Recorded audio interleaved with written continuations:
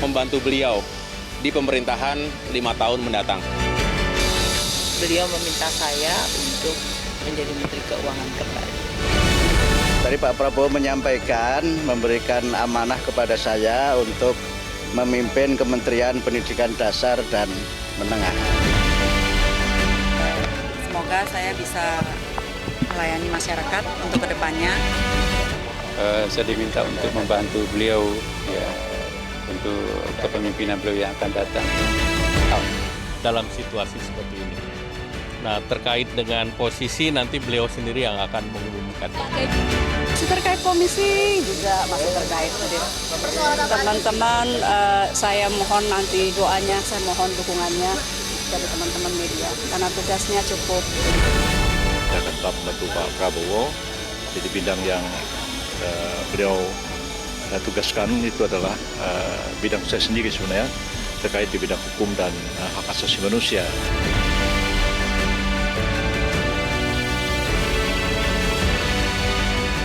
Secara garis besar saya puas ya, dan suasana sangat baik.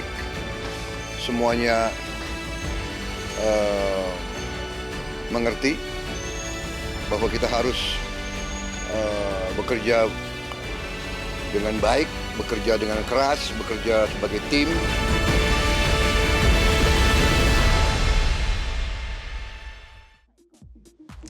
Anda kembali di Selamat Pagi Indonesia, pemirsa. Tadi yang Anda saksikan itu hanya beberapa di antaranya ya teman-teman ya. Total jadi ada sekitar 49 orang yang dipanggil ke kediaman Presiden terpilih Prabowo Subianto di Kertanegara, Jakarta Selatan. Tapi bukan 49 ini jadi menteri ya? Maksudnya bukan nomenklaturnya juga jadi 49. Belum tentu semuanya belum jadi. Ada yang tahu, karena harus mendengar apa yang resmi ya yang disampaikan nanti kepada publik.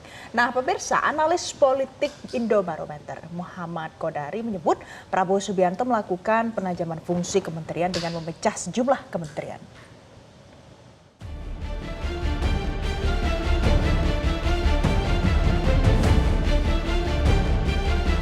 Hingga Senin malam sebanyak 49 orang dipanggil ke kediaman Presiden terpilih Prabowo Subianto di Kertanegara, Jakarta Selatan. Beberapa di antaranya merupakan wajah-wajah lama yang merupakan menteri di Kabinet Presiden Joko Widodo dan Wakil Presiden Ma'ruf Amin. Di antara tokoh yang turut dipanggil Prabowo adalah Ketua Umum Partai Demokrat Agus Harimurti Yudhoyono atau AHY, serta mantan politikus PDIP Marwarar Sirait atau yang akrab disapa Ara.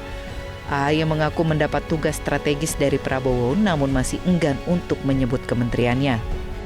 Mulai hari ini merupakan sebuah fase yang penting di mana Pak Prabowo Subianto ingin secara langsung bertatap muka, termasuk menyampaikan harapan dan penugasan-penugasan kepada sejumlah tokoh untuk membantu beliau di pemerintahan 5 tahun mendatang.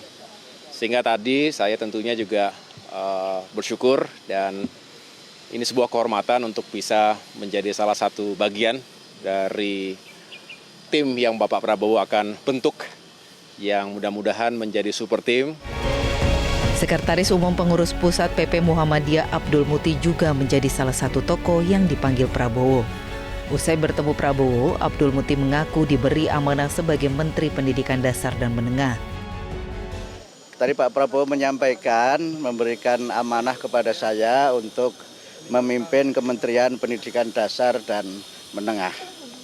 Dan insya Allah saya didampingi 2 orang wakil menteri. Tapi wakilnya siapa belum tahu, otoritas beliau. Dan kami juga menyampaikan insya Allah bisa melaksanakan dan memimpin kementerian untuk memajukan pendidikan.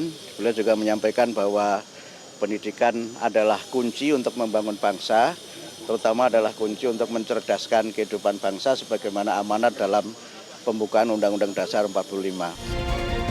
Jumlah kementerian di era kepemimpinan Prabowo Gibran lebih banyak dibanding di era kepemimpinan Presiden Jokowi dan Ma'ruf Amin. Politikus Partai Gerindra Ahmad Riza Patria menyatakan penambahan jumlah kementerian itu dilakukan karena Indonesia merupakan negara yang besar sehingga banyak komponen bangsa yang bisa dilibatkan dalam pembangunan bangsa. Memang jumlahnya melebihi dari jumlah kabinet sebelumnya di era Pak Jokowi. itu sebagaimana yang sudah disampaikan oleh Pak Prabowo sendiri bahwa Indonesia ini negara yang besar dan Prabowo ingin semua elemen komponen bangsa terlibat aktif membangun bangsa sesuai dengan kapasitasnya masing-masing. Sementara itu, analis politik Indobarometer Muhammad Kodori menyebut Prabowo Subianto ingin melakukan penajaman fungsi kementerian dengan cara memecahnya menjadi beberapa kementerian.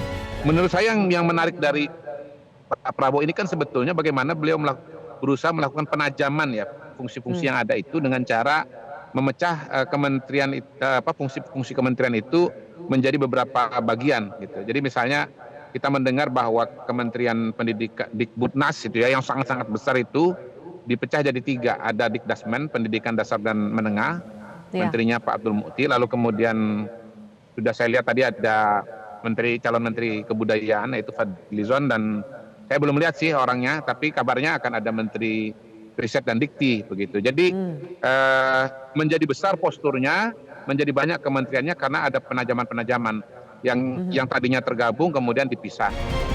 Rencananya, hari Selasa ini Prabowo akan memanggil para calon menterinya untuk diberi pengarahan. Dengan proses transisi yang lancar, nantinya kabinet pemerintah Prabowo Gibran diharapkan bisa langsung bekerja. Tim Liputan, Metro TV.